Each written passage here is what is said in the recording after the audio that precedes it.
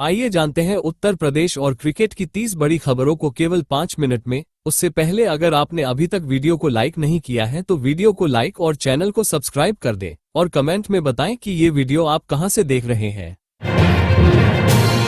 आज 2 फरवरी 2025 दिन रविवार को बसंत पंचमी की सभी देशवासियों को हार्दिक शुभकामनाएं। पंचांग के अनुसार माघ माह के शुक्ल पक्ष की पंचमी तिथि को बसंत पंचमी मनाई जाती है। बसंत पंचमी का दिन मां सरस्वती को समर्पित होता है। इस दिन मां सरस्वती की पूरे विधि विधान से पूजा की जाती है। ये पर्व सर्दी के मौसम के समाप्ति और बसंत ऋतु के आगमन का प्रतीक है। भारत और इंग्लैंड के बीच 5 मैचों की T20 सीरीज का अंतिम मुकाबला आज 2 फरवरी दिन रविवार को मुंबई के वानखेड़ा स्टेडियम पर खेला जाएगा। ये मुकाबला भारतीय समयानुसार शाम 7 बजे से शुरू होगा। टॉस इससे आधे घंटे पहले यानी शाम 6:30 बजे होगा। महाकुंभ का पावन पर्व 13 जनवरी को पूर्णिमा के स्नान के साथ शुरू हुआ था। इसके बाद 14 जनवरी को पहला अमृत स्नान किया गया और 29 जनवरी को दूसरा अमृत स्नान किया गया था। महाकुंभ का तीसरा और आखिरी अमृत स्नान 3 फरवरी दिन सोमवार को होगा। फरवरी के महीने में भी 3 प्रमुख स्नान किए जाएंगे। 26 फरवरी के दिन महाकुंभ के पावन पर्व का समापन हो जाएगा। इसके बाद 12 सालों के बाद प्रयागराज में महाकुंभ का आयोजन किया जाएगा। केंद्रीय वित्त मंत्री निर्मला सीतारमण ने शनिवार को मोदी सरकार के तीसरे कार्यकाल का दूसरा बजट 50,65,000 करोड़ रुपए का पेश किया, जिसमें कुल पूंजीगत व्यय 11 लाख करोड़ रुपए है, जिसमें राज्यों को 25 लाख करोड़ रुपए मिलेंगे। सरकार ने बताया कि बजट में कुल राजस्व प्राप्ति 34 लाख करोड़ रुपए है, वहीं पूंजीगत प्राप्तियां 16 लाख करोड़ रुपए है। सरकार ने विभिन्न मंत्रालयों के लिए भी बजट तय किया है। किस मंत्रालय को कितने रुपए मिले, आप सभी मंत्रालयों के नाम उनके बजट मनी के साथ मोबाइल स्क्रीन पर देख सकते हैं।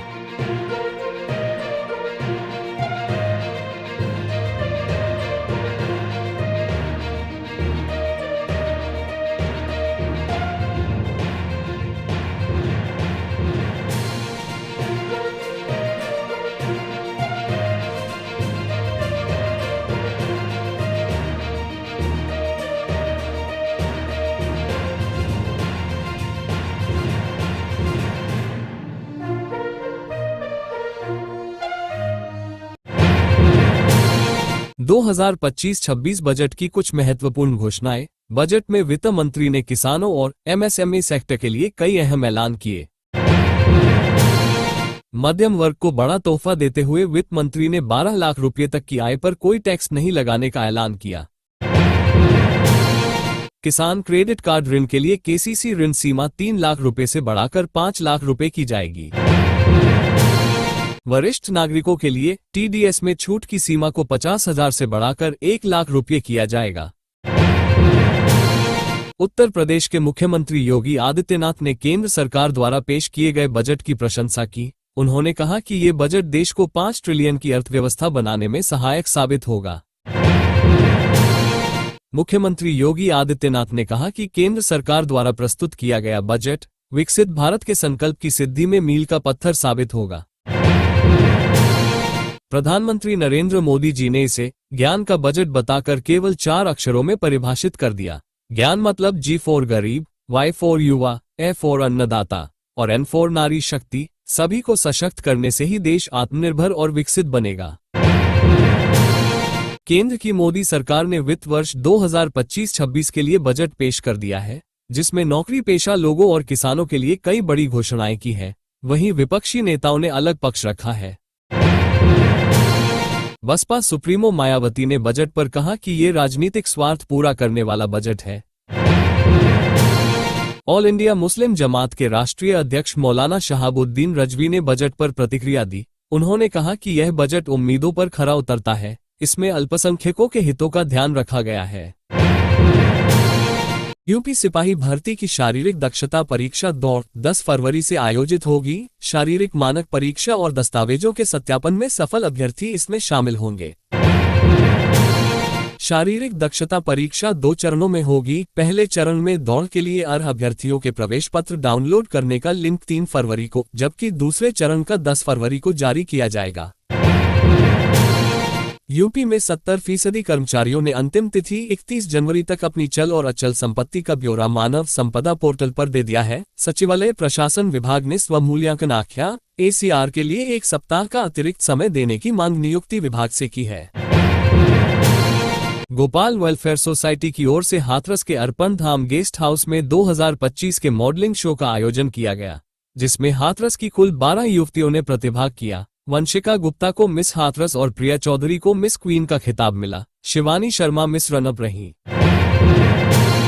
प्रदेश में इस बार जनवरी का महीना सामान्य से ज्यादा गर्म रहा। मौसम विभाग का पूर्वानुमान है इस बार फरवरी का महीना भी सामान्य से ज्यादा गर्म रहने वाला है।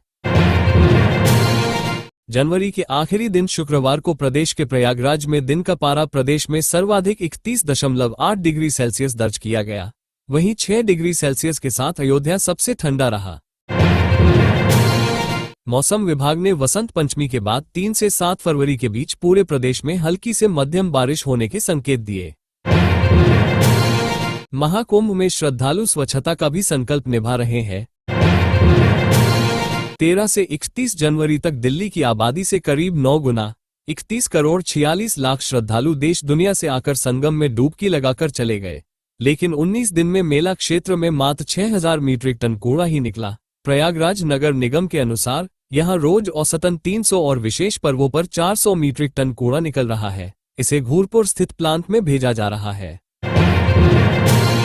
आखिरी मौका, अग्निवीर वायुसेना भर्ती के लिए आवेदन की तिथि बढ़ाकर अब 2 फरवरी यानी आज तक कर दी गई है। पहले अंतिम तिथि 27 जनवरी थी। उम्मीदवार ऑफिशियल वेबसाइट पर आवेदन कर सकते हैं। यूपी में एक और एक्सप्रेसवे आपके रास्तों को सुगम बनाने जा रहा है। यह नया एक्सप्रेसवे गंगा एक्सप्रेसवे को जेवर एयरपोर्ट से जोड़ेगा। इस रास्ते पर लगभग 4415 करोड़ की लागत का अनुमान है। महाकुंभ के पलट प्रवाह का असर काशी में भी देखने को मिला, जहां मात्र 18 दिनों में करीब 68 लाख श्रद्धालुओं ने बाबा विश्वनाथ के दरबार में अपनी हाजिरी लगाई, जिसमें विदेशी नागरिक भी शामिल हैं। किन्नर अखाड़े में अभिनेत्री ममता कुलकर्णी को महामंडलेश्वर बनाने पर संस्थापक ऋषि अजय दास ने लक्ष्मी नारायण त्रिपाठी को पदमुक्त कर दिया। साथ ही अभिनेत्री ममता कुलकर्णी को भी पद से हटा दिया। डीआईजी मेला वैभव कृष्ण ने बताया कि नई व्यवस्था के तहत 31 जनवरी से 4 फरवरी तक मेला क्षेत्र नो व्हीकल जोन रहेगा। मेला क्षेत्र में श्रद्धालुओं के आवागमन की व्यवस्था सुचारू रखने के लिए ये कदम उठाए गए हैं।